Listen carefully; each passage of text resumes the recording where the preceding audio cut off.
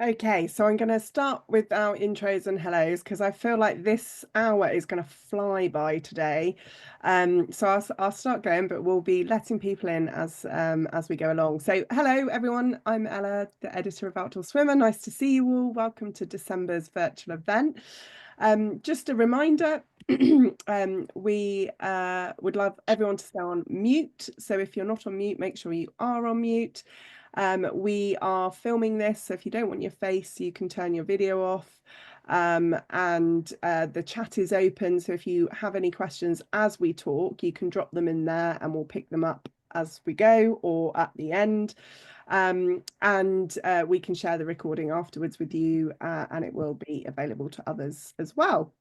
I am so thrilled to be welcoming tonight's guests. This is a subject, hot and cold, that has become very trendy, and our November issue was all about this. So we have Dr. Mark Harper. So give us a wave, Mark.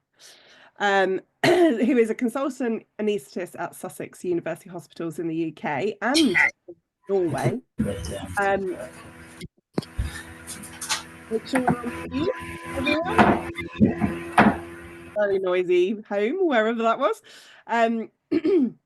So Mark is the leading expert in the prevention of hypothermia in surgical patients and therapeutic uses of cold water adaptation and open water swimming. He is the co-creator of Chill UK, a non-profit committed to providing courses in cold water swimming to improve mental health. And he's also one of the directors of Mental Health Swims. Mark's book, Chill, The Cold Water Swim Cure, came out in 2022. I can't believe it's been 2 years already, Mark. This is Mark's book. And it's all about the benefits of cold water swimming backed up with evidence, case studies and stories from cold water enthusiasts. And if you're new to winter swimming, it really is a great Bible of information. You'll notice I've got lots of like sticky notes. I use it all the time for little references. It's like my little Bible. And we also have Emma O'Kelly, so give us a wave, Emma, who is a journalist and author of Sauna, The Power of Deep Heat, another beautiful book. Emma discovered sauna when visiting Finland in 2016 and has since discovered the world of sauna, its culture, sweat bathing, and its transformative power. She's also got another book coming out, which I'm very excited for, Wild Sauna, which was a travel guide to saunas in the UK, which is out next year, which is amazing considering once upon a time you'd only find a grubby old sauna in your local leisure centre and it probably wasn't working. So I actually got to meet Emma earlier this year on a very sauna-centric trip to Finland. We had quite a giggle, didn't we? We had all sorts of things happen on that trip, but it was brilliant. Many saunas were encountered. And Mark and I have known each other for a few years now, often sharing space on a panel as experts. So it's wonderful to have you both here. So I thought we'd start. We've currently, well, I don't know, Emma, you might know if this has been updated, but my last information from the British Sauna Society was we're on about 120 saunas in the UK now. It's growing. My local lake has recently invested in a huge sauna and they just keep adding more and more time slots to meet demand. So it's clearly very popular.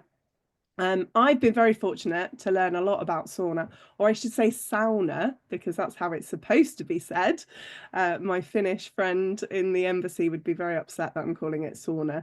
But when I say sauna to other English people, they look at me like, what? But that is the correct pronunciation in Finnish. But I've been very fortunate to learn a lot from the Finns, having visited Finland twice now and really been taken through ritual and understanding and what you should and shouldn't do and etiquette and everything. There's just so much, isn't there, Emma? And actually, I can be quite particular if I'm sharing a sauna with other people. In fact, I don't like it too warm. I like it really hot.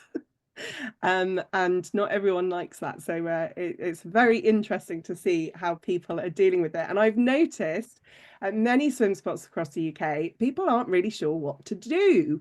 And as well as that, lots of people are confused because we've always told people not to have hot showers and hot baths after a cold swim. So I thought this would be a great way to unpick some of this. So before we get going on anything really detailed, I thought, Emma, if you could tell us where you are in the country, when your last swim or sauna was.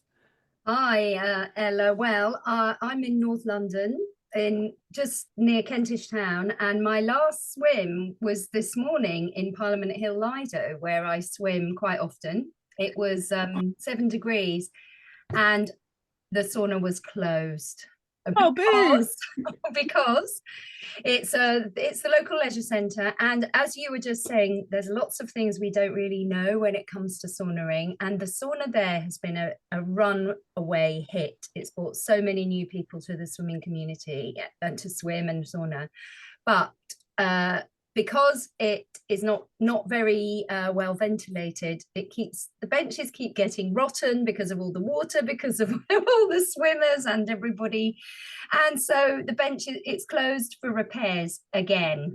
So this is a sad but true familiar story, I think, to most of our sort of publicly run saunas in leisure centres and places. And like you said before, there's a lot that we are still learning. We're still learning it. We're in the very early stages, and part of the reason I think that sauna closes a lot is because it doesn't get very good ventilation, so it can't dry out properly, and it's so popular. Yeah. It's completely packed the whole time, and you have to have wristbands, and they come and check, and it's a huge hit. That sauna is quite interesting because the original was built by the late great John Donald, who was a regular swimmer there, and they created it for the cold water swim event Fish, didn't they? And it Yes. was so popular they never ever closed it. And then it got bigger, and they've tried to keep developing it. But I think that's probably a common story across the UK. Yeah, it seems to be. I've heard a lot while I was doing this UK book, which when you were asking the latest count, when I started researching this book in February, I had about 80 saunas on my list. By the time I filed the book last month, I had 180 saunas. Wow. So it was a project that just there's no end to this book, but obviously I had to finish it at some point. But I know that by the time the book comes out next spring, there's going to be a whole load of new saunas because it's just grow. I couldn't keep my arms around it at all. It was Yeah. so yeah. So that was one of the things that, and I think with that comes this real desire for education and etiquette and knowing what to do, like you were saying, what's the protocol, and what how can we maximize our sauna sessions. So Yeah. Yeah. And Mark, your well, one of your locations is Brighton, and that was where one of our first beach saunas was developed in the UK. Yeah, absolutely. It was my next door neighbour who, in fact, she parked the first one on my driveway for for a day or two when it first arrived. So yeah, that was Beach Box saunas.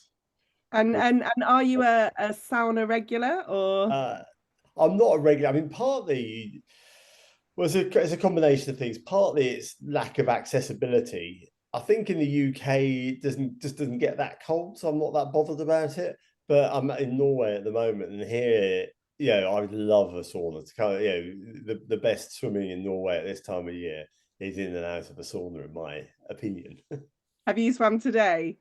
Not to, well, I have swum today, but it was in the pool today. Oh, we still like pools. We do. Yeah.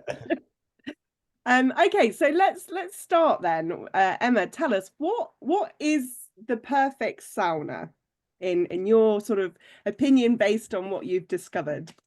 oh, that's a hard question to start with. I thought Sorry, you were sorry. an easy one. No, the perfect sauna is well ventilated, like we were both saying, and which means you can make it hot or cooler depending on what you want, because obviously various people like different heat intensities of heat, and that comes about by being able to pour water on the stones, which in Finland they would say a sauna is not a sauna unless you can pour lolu, as they call it, on the stones to create this amazing magical steam that comes and goes and wafts around the space. So that is fundamental to a really good sauna, in my opinion, the ability to have the steam.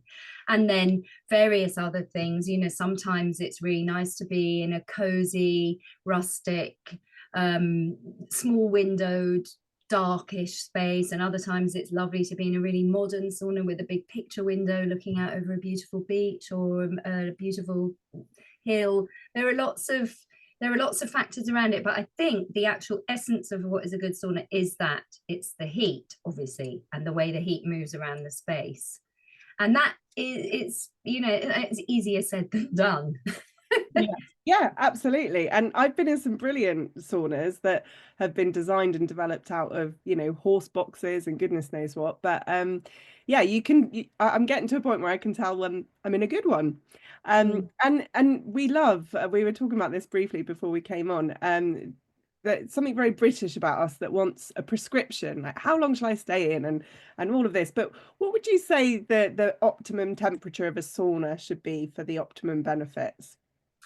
Well, I think if you're new, I think it all depends where you are in your experience with sauna, because if you're new to it, you know, 50, 60 is hot. It can be really, really hot. When I first started saunaing in Norway, that was I went in a sauna there and they started pouring water. I had to get out, and that was only 60, whereas now I can sit in a sauna that's 100.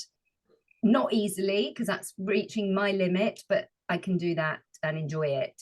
So, but I suppose, you know, average is about 70 to 80 roughly. And see, if you've been swimming, then you've got a whole other set of factors to consider when you're going into that heat. But yeah, between 60 and 100. Yeah. Yes. And just talk us through the benefits, because they're very similar to outdoor swimming. Well, they are, but we were saying earlier, there's less studies and less science, and I know it's hard to prove what are the actual what's the sauna and what are other things, but lots of the benefit, people say that you sleep much better, you know, you get lots of endorphin rushes from the heat, it helps with pain.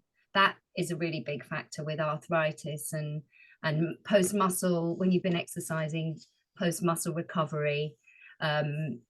Everybody talks about pain relief, and then circulation and blood, heart helps you, gets your circulation going, so it helps with your blood pressure over time.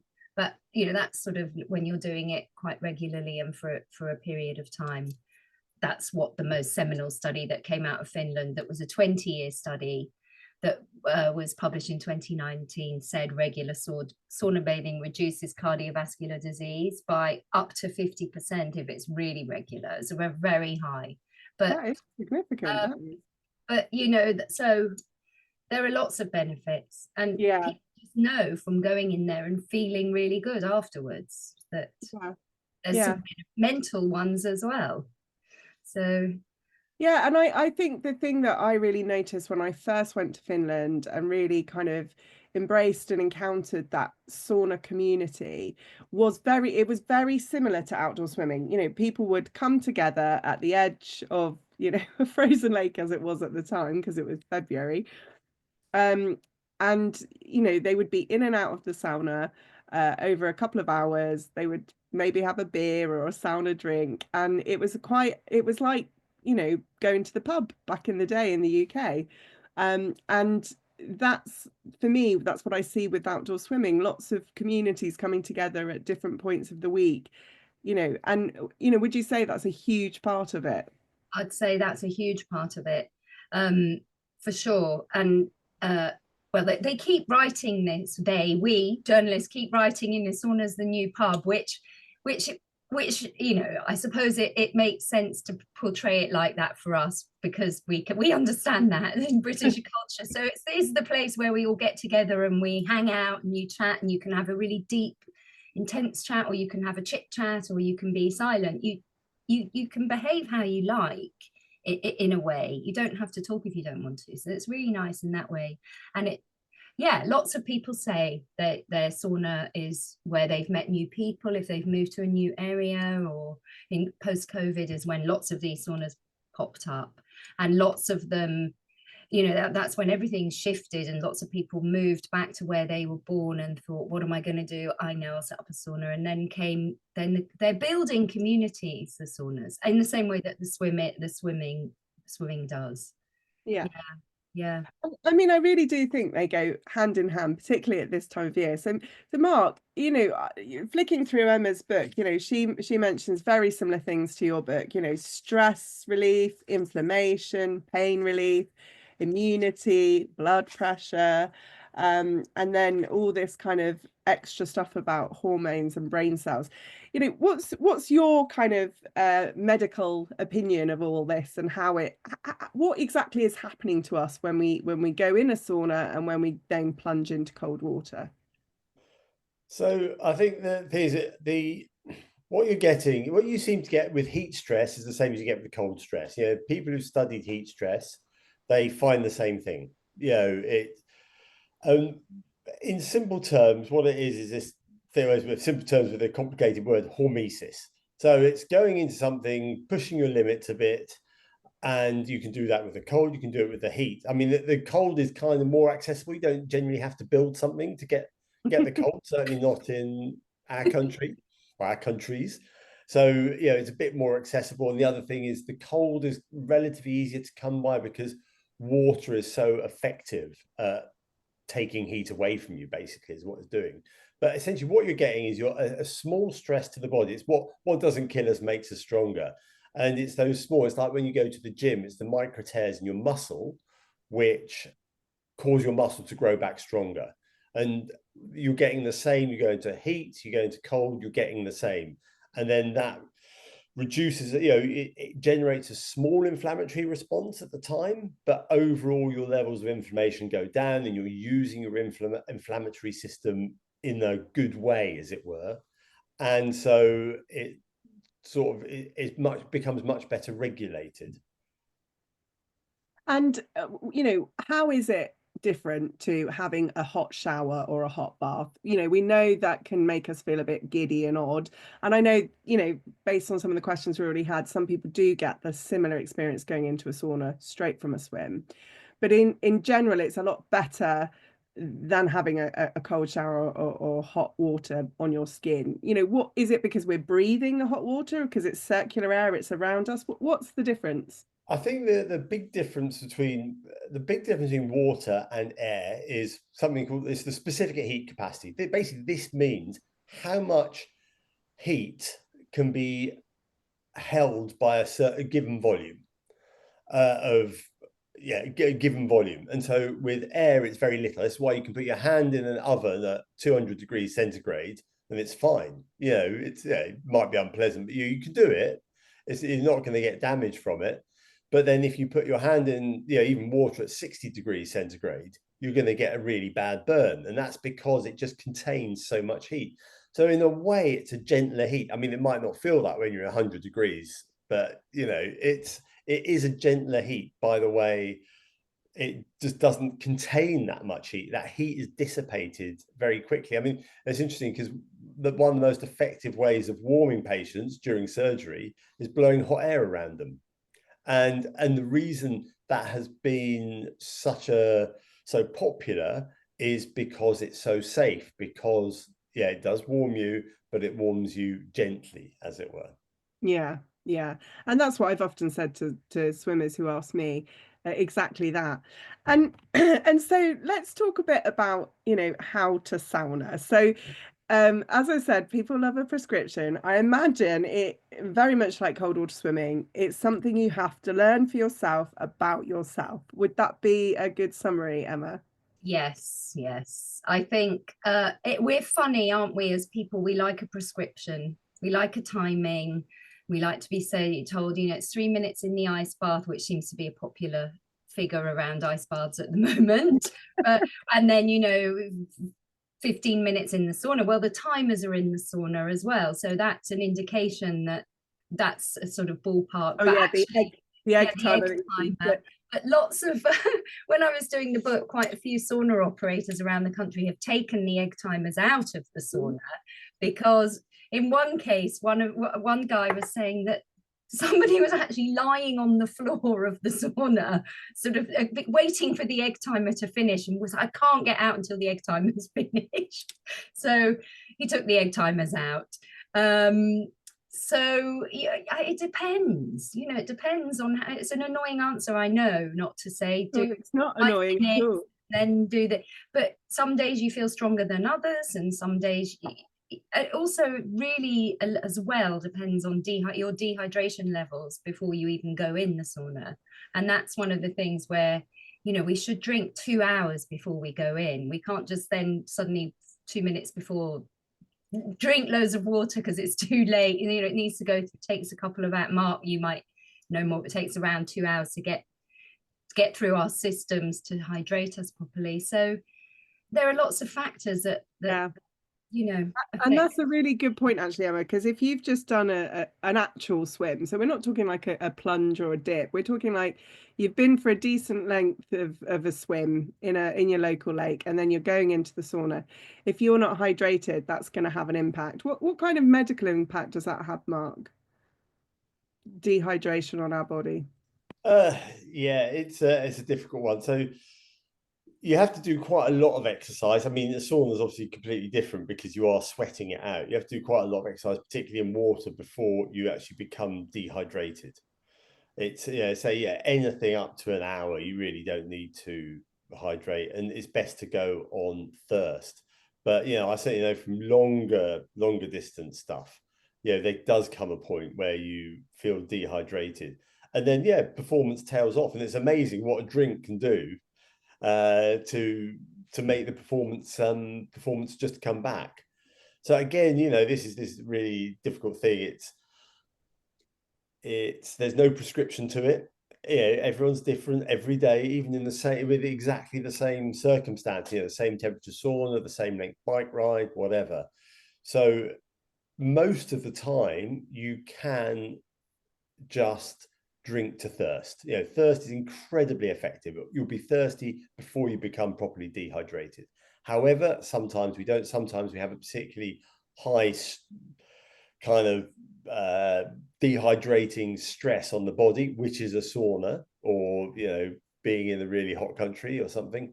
So at that point, yeah, you need to start before, because otherwise, yes, you might you know, your performance, if you're doing something athletic, will go down, and you're more likely to feel the effect of the heat, you know, which is lightheadedness or whatever. You know, if you're dehydrated and all your blood vessels open up, you know, your blood pressure is just going to drop, and you're going to feel lightheaded as a consequence. And when you sweat, you're not just losing water, you're losing other things, aren't you? Salts, potassium, things like that, which can have an impact on your muscle if you're doing activity. But if you're in a sauna, can that have an impact too? I'm not sure. If you're not too active, you can probably get away with it. It's just, yes, I think you could probably get away with it in the sauna. I think it has more effect on an activity, or if you do something afterwards. You know, you lose all these ions, and you're sort of likely to, you know, it does have an impact. You're more likely to get cramps and things like this. And yeah, as you say, your muscles are likely to be less efficient. But then if you're just sitting around chatting, maybe you can't chat quite as quickly. But yeah, if you know, so that, I suppose that's another reason why the sauna is quite good. But then also it's why you might miss it in the sauna, because yeah, if you're out and about doing exercise, you think, oh god, yeah, I'm feeling a bit weak. Sitting in a sauna, you might not notice it. But Yeah. Then afterwards, sorry, when you've had quite a lot of saunas, which the sauna people running saunas, you know, have a lot of saunas, and I've been in a lot, you do notice, you get, like you said, you get the cramps, but you haven't done any you haven't taken any exercise. And yeah, that's it. It's just as you start exercising, you start using your muscles, it's only then you notice it. And so I think that's what you've got to look out for in the sauna. And so you don't go and do any intense exercise straight after a sauna. Mm. And so one of the things that the Finns found us quite funny, really, particularly in winter, was how long we stayed in the water compared to how long we were in the sauna. And you know, there was an argument, oh, you should swim first, then sauna. Obviously, it's up to personal choice. But Emma, what's your kind of sauna ritual? How do you like to sauna? I start with the cold. I take the pain and then I have the reward. You know, that's usually what I do, because I just prefer that. But lots of the people who come to the Lido who've just got into cold swimming start with the sauna first, obviously, because it makes it so much easier to get into the cold water. So that's completely, I think if I wasn't adjusted to the cold, that's definitely what I'd be doing, saunaing first and then dipping in and then getting back out, because yeah. And then I tend to finish just with a very quick cold, either a cold shower or a very quick dunk, but I don't want my core to get cold, because then if you get cold, then you've ruined the whole kind of sauna experience, really. Yeah, that's exactly what I would say. So I would prefer, it depends on the temperature outside, really. If it's, or the temperature of the water. Yeah, if the water's really cold, yeah, below 10, basically, that's my kind of limit. Above 10, I'd probably start with the cold. Below 10, I'd start with the heat, because, you know, it's a key point at the beginning is that you need to go in the water warm, because then you've got so much more reserve, so you don't become hypothermic. It's exactly what you're saying, Emma. What you've got to avoid with all of this is becoming hypothermic, and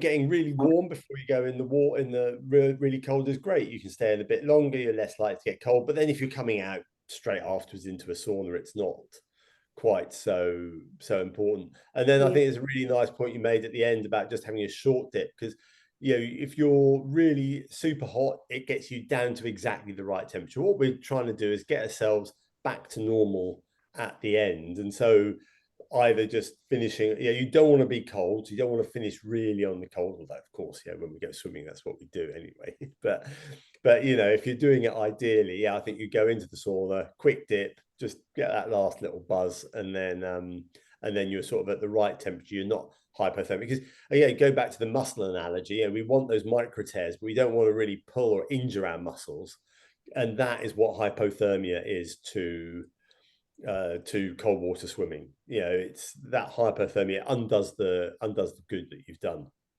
Absolutely. And actually, that's a really good point, because we've got lots of people here who are perhaps not in the sauna world yet, who are still just dipping their toe into their first winter swimming. And I say that too, to when I'm coaching people at this time of year. I think you've got that, people have that mental thing of, if I'm not too warm when I'm getting in the water, it'll be easier. But you know, and your book explains this really well. Actually, if you're cold before you get in, you're just going to continue to get cold. You know, you need a warm core, don't you, Mark, to keep yourself absolutely warm. Yeah, I mean, you just whatever you get in that cold water, you're going to get colder, and you don't want to become hypothermic. So the more heat you have to begin with, the slower you are going to get cold. And that's what you're trying to avoid. It's about the exposure to the cold or the exposure to the heat. It's not becoming hypothermic, it's not becoming hyperthermic. Yeah.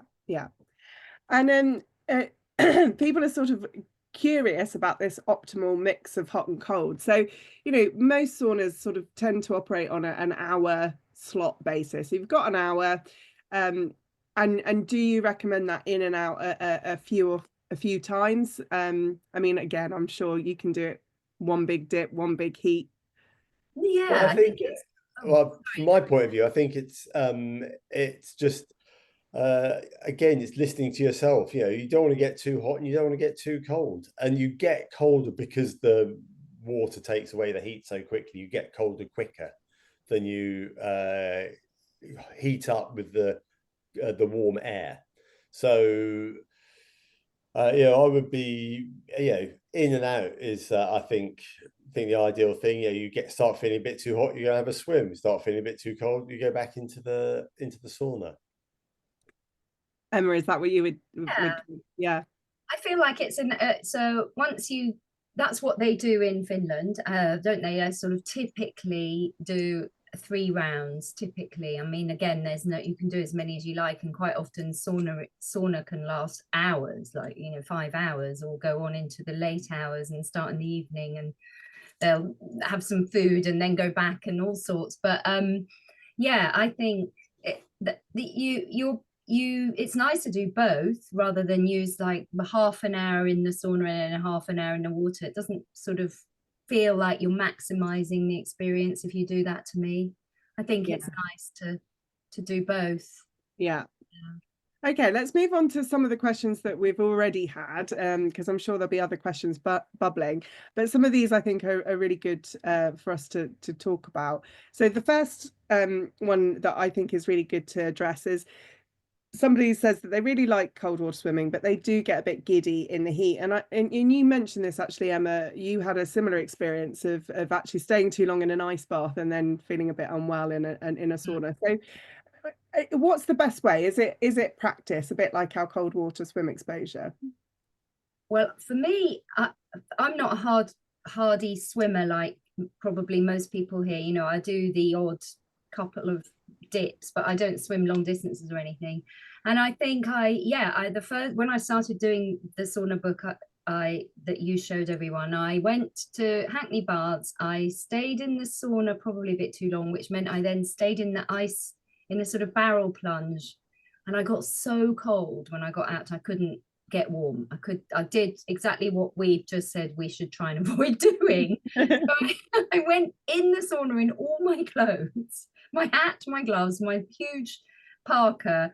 And luckily it was at Hackney community sauna bars, and one of the people who was working there was like, it's absolutely fine, just come in, sit in here in your clothes, you've got, you know, warm up.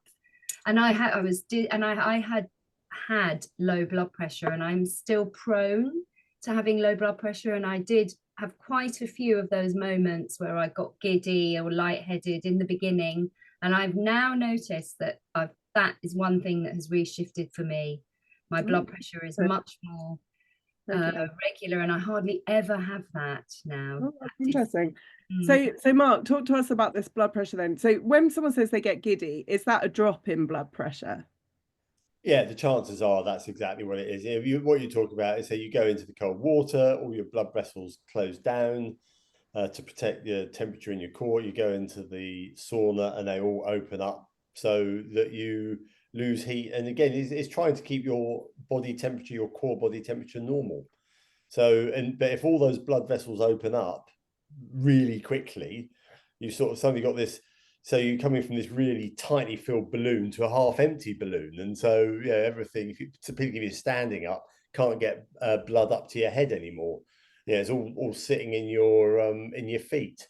And so before it has a chance to re-regulate, you're going to feel lightheaded because all that, your brain's not in your feet. And so if people know that they have either high or low blood pressure problems, you know, would you recommend that they just go easy or avoid? You know, what would your recommendation be? I think you can do it. Again, it's just getting used to it. But it's doing it sensibly. It's starting out gently and just doing things gently, and then you work out where your limits are, and know that I mean, I think there's a lot of promotion out there about how long you can stay in the cold, for example. And that thing. I mean, a lovely story about that guy lying on the floor of the sauna because you had to do the 15 minutes. It's just it's avoiding that kind of trap that's laid there. Oh, it's gonna be so much better. More is better. It's not. It's the right amount is the right amount. Yeah.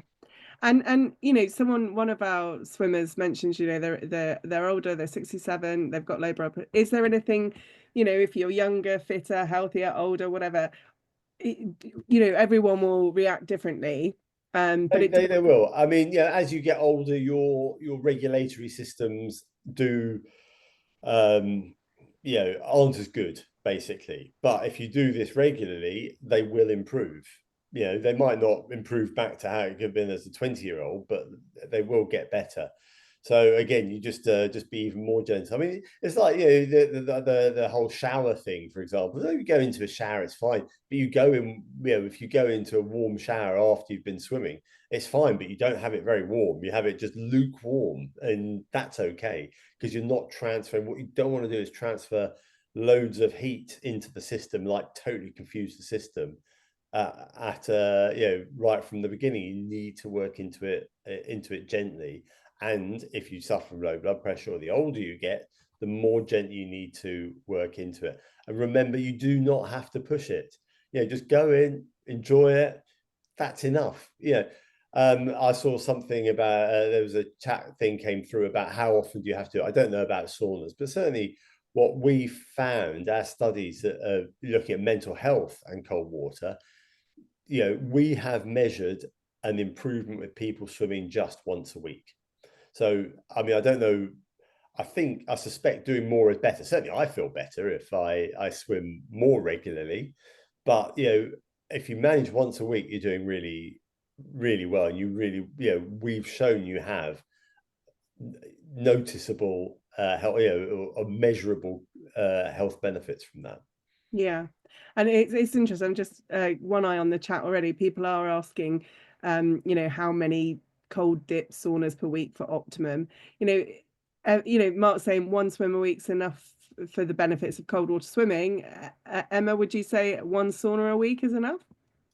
I'd say, we all have time pressures and we have to do what we can do. And if one sauna a week is better than no saunas a week, and 3 saunas a week is probably better than 1 sauna a week. Yeah. It's probably the same. So yeah, I wouldn't want people to think, oh, well, there's no point in me going to the sauna because unless I do it 3 times a week, I'm not going to get any of the health benefits. Because that the whole experience of going to the sauna, like going for a swim, it's the whole experience of doing that and the way it makes you feel mentally and physically. And if once a week is all you can do, but you go to the sauna, you meet some really nice people and you have a really lovely chat and your week feels so much better, then that's a health benefit in itself. But yeah. So and we're talking about it as a good rewarming process after swimming. We've had a couple of questions about that before, but also in the group, it does sauna help that natural rewarming process of our body, Mark, after a cold swim? Yeah, definitely. And again, it comes back to what I was saying. The gentle heat of the air is really good. I mean, again, it can be a bit. Well, I don't know. I don't think it's ever going to damage you. I think, if it's really hot, I don't know. You might. Again, if it's just too hot, it can be too hot. You're going to know when you get in. So if you start feeling too hot, it's too hot, and maybe it's at 100 and you're not used to it. That's not going to be good. But with a bit of just common sense, then going into a sauna afterwards, that gentle warming of the heat in the air is a great way to warm up afterwards. A really safe way of warming up afterwards. And you're sitting down, you can lie down. That's just perfect. And actually on that, Emma, something that lots of people who haven't got the experience of, there's different places in the sauna, if it's big enough, the way you can sit. So obviously the lower benches will be cooler than the top benches. You can put your head between your legs if it's too hot and breathe differently. Any other tips for adapting to that heat? Well, I think it would say if you're a beginner, start on the bottom bench, because the benches further up can be almost 10 degrees hotter. And obviously there's the hot corner of the sauna as well. Usually if you're pouring water on the rocks, the side away from the stove, and if you sit right next to the stove, you can feel the heat there. So yeah, but if you're starting out, you can sit on the lower bench and just work your way up. And then you see those sauna diehards who've been going in there for years and years, who are up there on the top bench quietly in the corner. So yeah. And we've had a couple of questions about hands. So we know that Raynaud's, our hands and toes, not much on them. They are affected by the cold. We can wear neoprene gloves and socks. But someone specifically asked, with Raynaud's, managing the risks of freezing injuries, what are there any risks to our extremities, Mark, with this cold and hot? You can get chilblains and all kinds of things. I don't think there are any. I mean, this is not an area of extensive research, but I've a lot of people talk about this and ask about this. I don't think there's really any risk between the hot and the cold going in and out. The general thing with Raynaud's is that most people say it's probably got a little better, but probably not that much. There's probably as many people who say it doesn't make any difference, and a few people who say it gets worse. But actually, that's the minority, very much the minority who say it gets worse. And of course, wearing gloves and shoes, just do it. You will lose none of the benefits if you wear good gloves and shoes. The thing is, because it's a whole body effect, really. So you'll still get a bit of Raynaud's, you'll still get some of the symptoms, even with really good gloves, but it definitely helps it. And then going from the hot and the cold, I don't think it really matters, but gloves again, I can't emphasize it enough. And certainly again, below 10 degrees, I tend to wear gloves. I don't hate Raynaud's, it's just painful. I mean, it's just not nice. That's the bit I really don't like, is getting painful hands and feet. I'm not very tough personally. No, and why should you endure it? Lots of people say to me sometimes, isn't that cheating? Or, I recently did a test of some cold water swimsuits that are slightly thicker or, designed differently to keep us warmer. And they're like, but isn't that cheating? I was like, cheating what? If it enables you to have a decent swim and enjoy something you enjoy and do a physical activity, like there should be no shame in anything that enables something to be better.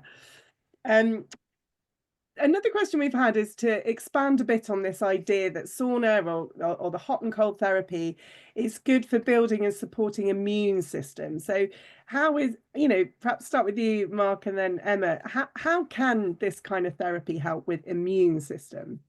Well, bottom line is we don't really know.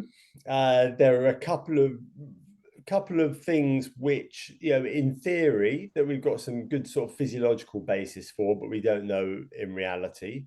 One is, again, this fact of hormesis, is the fact that you're challenging the body. The problem is, our body is designed to be challenged. If we just sit around at a normal temperature, not exercise, this is why exercise is good as well, doing nothing, then our body is never challenged. So by going into a sauna, going into the cold, we're challenging the body, and it allows the body, it builds the body up. Again, like going to the gym, it's just doing that. And what you need, the hot and the cold is probably like, you work your biceps and your triceps. You don't want to start working your sympathetic and your parasympathetic nervous system. You want to work both sides of the equation so that the system becomes more toned. And I think that's what you get from the hot or from the cold or from both.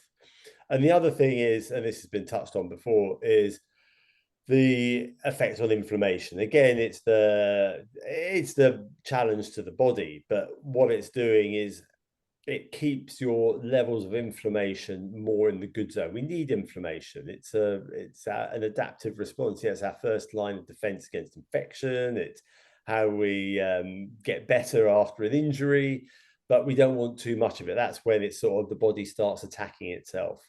And so with both sauna and cold, we can get that system is sort of, again, it's brought under control. So you're in the good zone rather than the bad zone.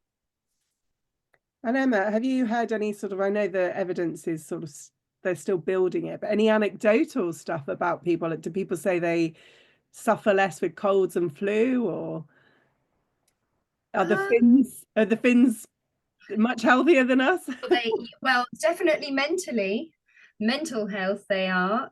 So if mind and body are connected, which of course they are, I think that going into the sauna, I can't see in terms of immunity. I remember when I started saunaing, I used to get really dry skin from swimming when I just do cold swimming. And now I think sweating, that working that your skin, as your largest organ, is making that sweat also helps you with skin conditions, and in that sense makes it stronger as well. So I don't know, in terms of the actual science, Mark is in a much better position than I am to talk about that, but I think so. I don't get as many colds as I used to.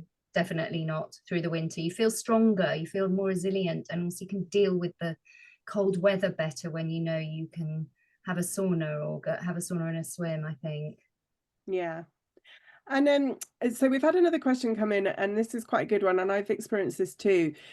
You know, sometimes if you've had a longer swim in the cold, you get in and you think, oh, the sauna's not even on because you're so cold you can't feel it. Any thoughts of advice about monitoring response to heat in the sauna when your core is cold and you can't feel the heat for a time? Should we be warming up a bit more before we get in, Mark? Yeah, difficult one. I mean, again, it's like everyone's different every day.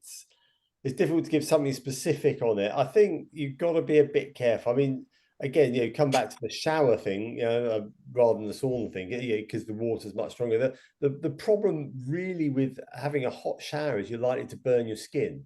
For me, that's the worst thing. Yeah, well, you can't really feel it. It just goes your skin, and you burn your skin because it's not moving the blood away from the skin, and so that heat just stays there and does it. So if you don't feel it at all, that's an interesting one. Maybe you should, but then at the same time, if you stay low, if you just keep careful, you can look and you can see, well, it's at 60, 70, it's not 100. I think if it was up at the top end, I'd be a bit worried. I'd say, yeah, you do need to warm up a little first. But if it's relatively cool, you stay low, the chances are you will be Are you fine. But traveling for you, Christmas? No, my There daughter was is someone who's coming not to on mute.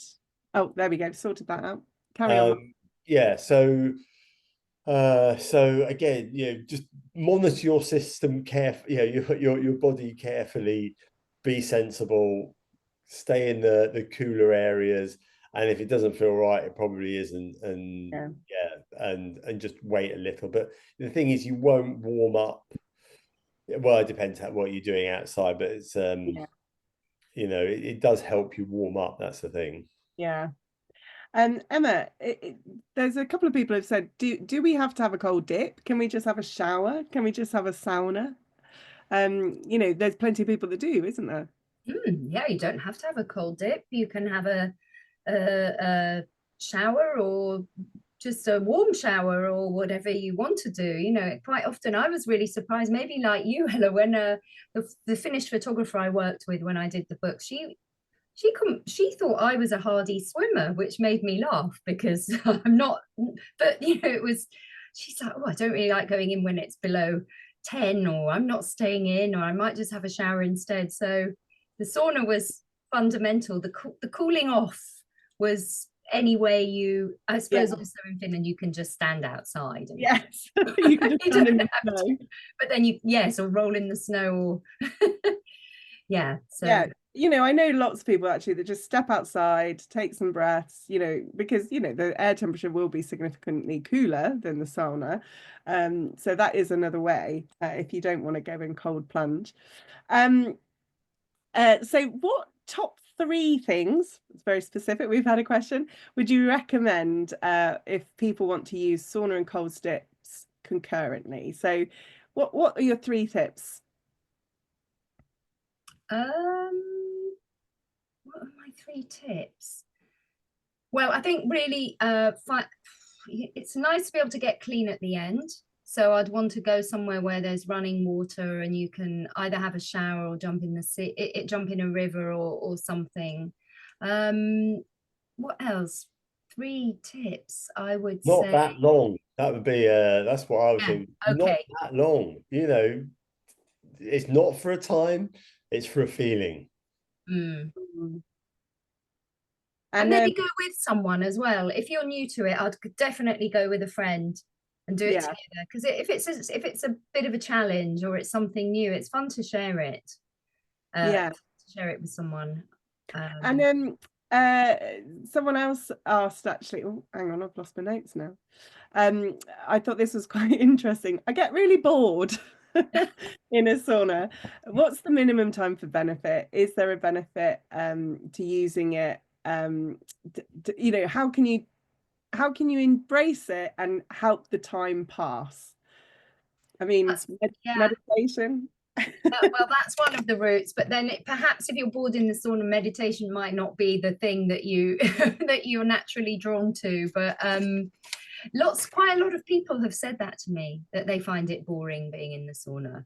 And I think part of this whole new UK sauna movement that we're experiencing is that the sauna is an active space where it's also, you can entertain people in there. So you can do a ritual to help the time pass. You can whisk them with some birch leaves to help time pass as well, and to create a distraction almost, or an additional experience within the space, or to do an Aufguss ritual with ice, putting some nice scents on the rocks and wafting a towel and moving it around. But I know there's also lots of things, that storytelling that's going on in the sauna, and obviously meditation and sound baths, and there's a lot you can do. Would you ever take a book to a sauna? Well, actually, somebody at the Lido did take a book in there, because it's not very hot, so you could sit read in there. I personally wouldn't, because I know I'd be in the cold and I'd ruin the pages.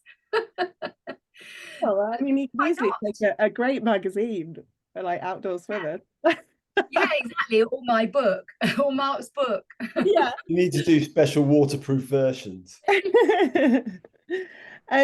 We've had someone that said, thank you, this is really helpful. Are there more health benefits when you do cold dipping and sauna than just cold dipping? I mean, We have no idea is the answer. We are looking to, certainly in Norway, I know someone locally who's sort of building saunas and is really keen to do some work on this and see if there are more benefits. I think they're both beneficial. The chances are it is better to do both, I think, because we know both are good for you. The thing is, you might find that what you can have, you might be able to show a statistically significant benefit, but whether it's clinically significant, is it really going to have an effect on your life? I'm not sure, but yeah, they're both good things. I get bored in saunas as well, so it's not for me. I get bored in the bath. Yeah, I just have baths either, but I do like the whisking things. That's great. I really like them. But anyway, so I think there probably is more benefit. We don't know, but it's probably not that significant. But it's a really nice combination. So I still think it's a good thing. But say if you really like doing both of them, combine them, but don't do it thinking, well, then I've got to do both, because I'll get even more much greater benefits. We shouldn't really be enduring things. Life is hard enough. And then this is interesting, and I'm sure there's some other people who are perhaps thinking it. They'd like to potentially set up their own community sauna. So is there any resources or groups, Emma, that you could recommend that people can tap into to, maybe their local lake, they want to set a petition to get a sauna at their lake? Yeah, well, there's also the British Sauna Society, which they could go to and ask for help, because they get lots of emails from people asking about setting up saunas, because a lot of people do want to set them up now. And then there is this huge WhatsApp group. It's massive, and I think it's where pretty much all the sauna operators or people setting up the British Sauna Society puts people in touch with this huge WhatsApp group, and that just is full of information about how to set up a sauna, what you need to do. And I put a link to the British Sauna Society on the chat. There's a lot of challenges with local authorities and getting permissions, and then there's all the practical things about the build and what type of woods you need to use. And I mean, gosh, it's a whole, as you know, in Finland there are loads of books written on the how to build a sauna. And I think over time, as hopefully as more saunas pop up, local authorities will catch up and be more open to the idea, because they all sort of have these wellness agendas, but apparently there isn't a box which says sauna that can be ticked, so it's still sort of falling a little bit between cracks in some areas. but you know, the swimming communities are ahead. Hopefully it'll become like the swimming community, like all are, in terms of being seen not just as a sort of little niche thing, but actually a big movement almost that really does help people's health. Yeah. And Simon, I would love to ask a question. So I've been I'm waiting very, patiently very waiting. patiently, and we've only got 4 minutes to the end. So I've kind of jumped in and sent Ella a private message to say let me ask my question. So the question is, as you get acclimatized to cold, and presumably as you get acclimatized to a sauna, as you get acclimatized to cold water, you get less of a cold water shock when you go in. So there's a temptation to maybe push the time a little bit longer because you feel you haven't had a cold water shock. You feel like maybe you've acclimatized, maybe you need to push yourself a little bit longer to get a benefit. And possibly the same in sauna. You were saying at the beginning, Emma, that when you first started, you were hot at 60 degrees, but now you go much. So we've always got this temptation to keep pushing ourselves a little bit further. And now we know with cold water, obviously, if you push yourself too long, you're going to get hypothermia. And I suspect that you're going to get hyperthermia if you stay in too long. How do you know? Mark, do you get the same benefit when you've acclimatized to cold water, and do you get the same benefit when you've acclimatized to saunas, or do you need to push it a little bit longer once you've acclimatized? I don't think you. I think you do get the same benefit. Again, you don't see so much physiological change when you go into the cold. This is what you're talking about, the cold shock response. However, you are still, so that it may be reduced, whatever effect you're having. But again, it comes to my thing of, well, what's statistically significant and what's clinically significant. I think you're still getting all the clinical benefits, all the mental health benefits, all the physical benefits. You're still getting them from just a short swim.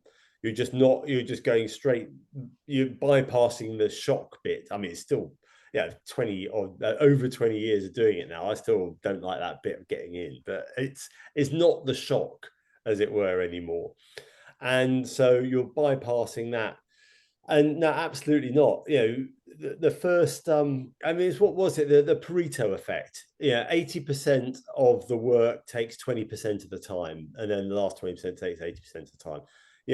It's the same thing. That first 2-3 minutes is all you need. You've got all the benefits. You might get a little more if you're in a bit longer, but the chances are you're more likely to become hypothermic and you're undoing the benefits. So it's just not worth it.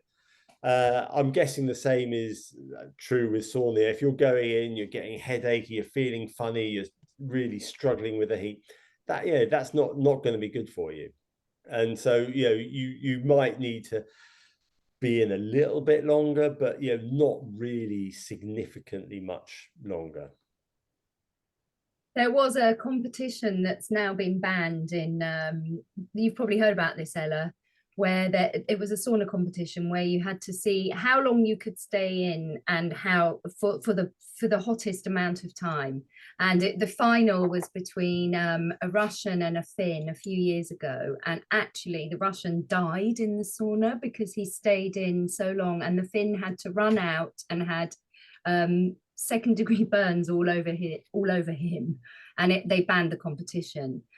So it was kind of this thing we were talking about, chasing for this high or this buzz or this which isn't good for us. We don't need to do it, but we still somehow feel like we have to do that for some reason. I don't know. I guess it's a bit like have a drink, have 2 drinks. That's it. You've had the fun, you've had the benefits. Stop at that point. You're not going to go into liver failure or whatever. And it's exactly that. It's really important not to keep pushing it. Maybe a little longer, but only if you're having fun. Just when it becomes uncomfortable, after that initial hit, certainly with the cold, you've done it. You've done all you need to do. It's 2 or 3 minutes, all you need to do. Well, sadly, I'm going to have to wrap it up. I feel like we could just keep going on and on. Definitely get those books, because both books have so much really great information about sauna and the cold from Mark and Emma. Christmas is coming, put them on your Christmas list. And thank you all for coming. Also, if you're not a subscriber and you've signed up, you'll get our November issue. But that was, if you haven't read it yet, definitely pick up your November issue, because there was all hot and cold. There was a few bits in there about some local community saunas that are doing really well. So I'm sure almost everyone now has one very close to their home to go and experiment. But very much like cold water swimming, you have to learn yourself. So take it easy. Don't go trying to be some sort of weird hero. And enjoy your winter swimming all. Thank you. Thank you. Thanks, Emma and Mark. Thank you.